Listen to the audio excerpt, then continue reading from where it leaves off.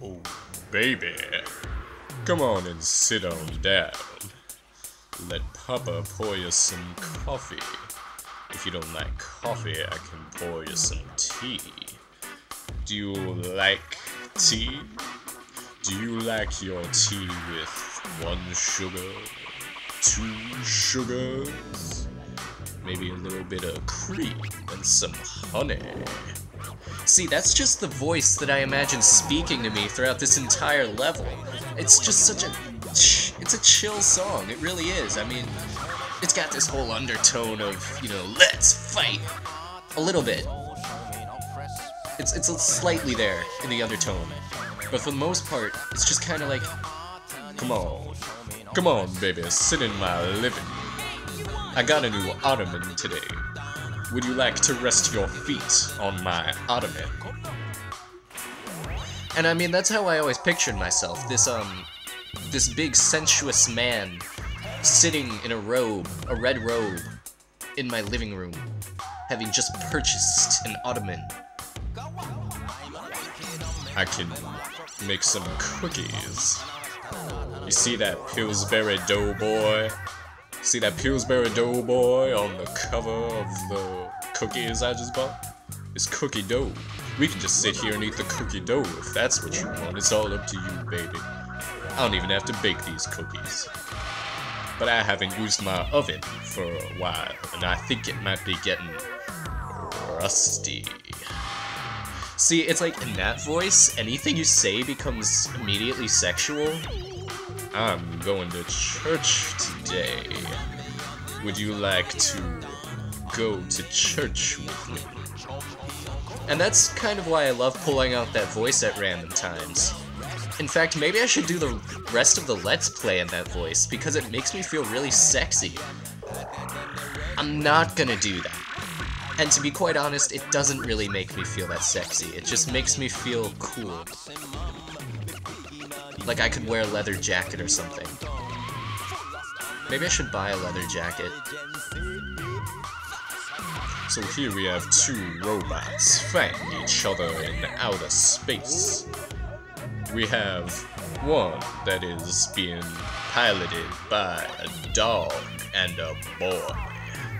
The other robot is a giant shark with turntables for nipples. He uses these turntable nipples to shoot at the boy and his dog. Ooh, baby, but don't let that bother you. Just keep sitting there with your feet on my ottoman. I was thinking that we could have a book discussion party. I've heard so much about the Hunger Games. And that's my mindless pop culture reference for this installment of the Let's Play, guys.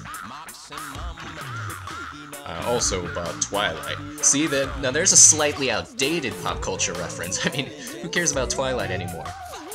Well, I guess they're still releasing movies, so you might still care about Twilight. Did you care about Twilight in the first place? Maybe that's something I should poll about, you know? Figure out, hey, what is culturally relevant to my viewers at the current time? I don't really go with what's culturally relevant. I just go with what my heart tells me to do. I'm still reading The Scarlet Letter like it was released just last weekend. Sometimes I go down to the Books A Million, and I ask them why is The Scarlet Letter not under new releases? And they look at me like I'm a madman, and they tell me that book has been in existence much longer than all of the new releases. And I ask them, well, how long has it been around? And they say, I don't know. I don't know the year. You can check the year. You can go find it in the old releases section. I don't want to go to the old releases section. I want to sit right here comfortably in the new releases section. I'm gonna sit here with my newly released books, and I'm gonna bring my ottoman with me. Is the ottoman joke getting old, you guys? I know you can't really answer me, but I'm kind of sitting here talking to myself, or rather to my computer. There are about 12 installments in this Let's Play, and it adds up to about an hour and a half total footage. So, you know, to you guys, you're just watching this, you know? This is just something that you're viewing. But you have to consider that for every Let's Play, every hour in that game is an hour that I'm sitting and talking to a computer. It's pretty crazy. Like, I'm feeling a little weird right now.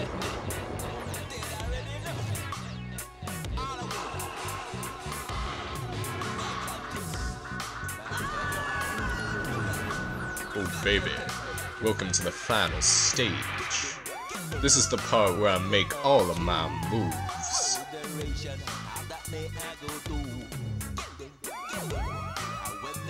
I've been learning some new dance techniques.